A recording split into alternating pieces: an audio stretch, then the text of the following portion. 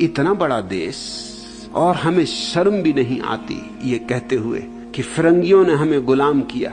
तो तुम गुलाम हुए क्यों? 40 करोड़ का देश कुल 3 करोड़ संख्या वाले देश का गुलाम हो गया। चुल्लू भर पानी में डूब मरो, शर्म भी नहीं आती। 40 आदमियों को 3 आदमी गुलाम बना ले और फिर भी गाली दें कि इन दुष्टों ने हमें गुलाम बना लिया। तो तुम करते क्या रहे? तुमसे कुछ भी ना हो सका? 2000 साल में किन किन ने तुम्हें गुलाम बनाया, जरा सोचो तो।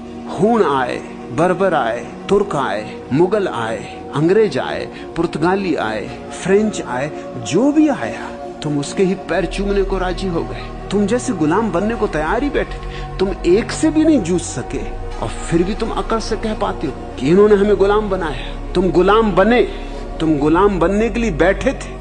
तुम तो झोली पसारे बैठे थे कि आओ हमें गुलाम बनाओ। तुम दुनिया की सबसे पुरानी सभ्यता हो। तुम्हारे पास तो विज्ञान परम शिखर पर होना चाहिए था। भारत एक बुनियादी भूल में पड़ा रहा है। इसने विज्ञान का तिरस्कार किया, उसका फल भोग रहा है। तुम्हारे तथाकथित धर्मगुरु तुम्हें भगोड़ा बनाते रहे, पलायनवादी बनाते रहे, कहते रहे संसार तो माया है और जो होना है वो तो परमात्मा की कृपा है, उसके बिना तो पत्ता भी नहीं हिलता। तो फिरंगियों ने तुम पर कब्जा कैसे कर लिया? तुम लुटे क्यों? फिरंगी तो तुम्हारे परमात्मा से भी ताकतवर मालूम होते, तुमसे कुछ करते ना बना। तुम इतने नपुंसक।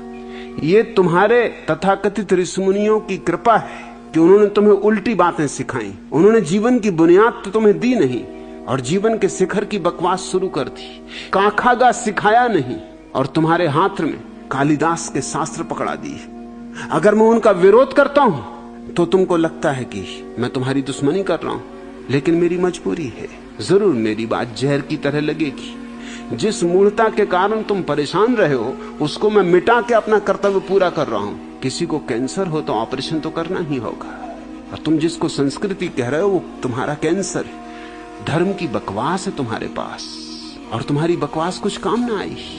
इस आजादी में भी तुम पे पश्चिम की कृपा है। गुलामी भी उन्होंने दे दी थी तुम्हें, आजादी भी दे दी उन्होंने तुम्हें, और आज तुम्हारी आजादी छीनी जा सकती है। अभी चीन तुम पे कभी भी सवार हो सकता है। अगर नहीं सवार होता तो रूस के कारण, तुम्हारे कारण नहीं। तुम तो खच्चर हो, तुम पे कोई ना कोई सवार होगा।